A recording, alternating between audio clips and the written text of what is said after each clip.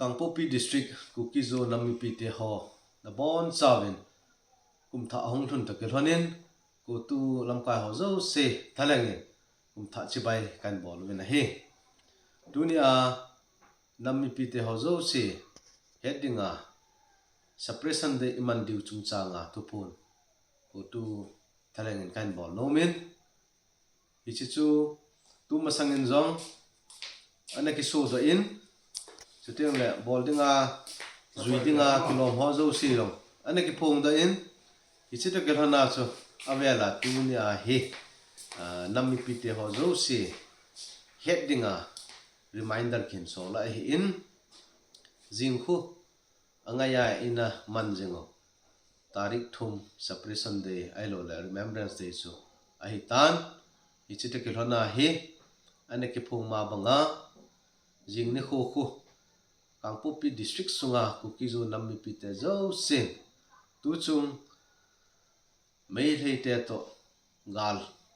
thulat lawa in nei na sunguwa gamle nam ngai lu na zala hin kho anamo lem su pi ho zo se kyal do na za na pi na ni kho a iman diu remembrance day tia iman diu a hi in ije sun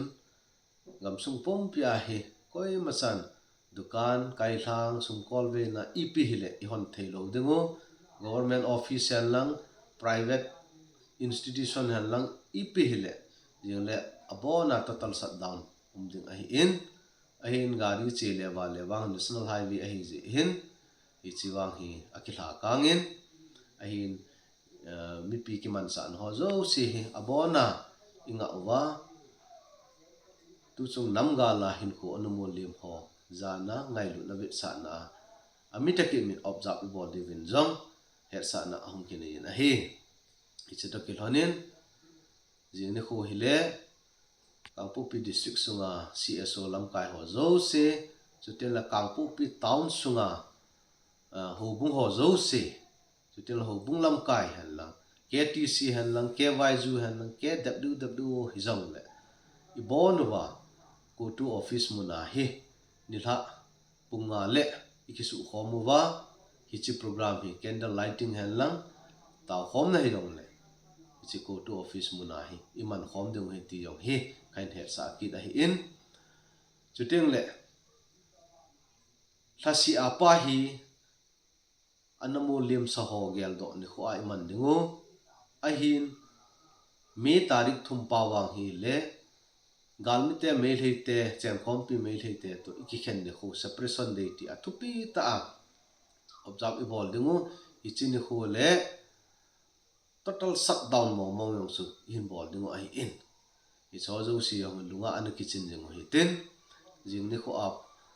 tarik thum pa hi lamkai ho zo se chuteng le Kangpopi headquarters sunga hobung mi pi te ho hen lang khusum mi pi te ho hen lang chutel IDP ho hyong le punga chet le go to office muna ikisu to wa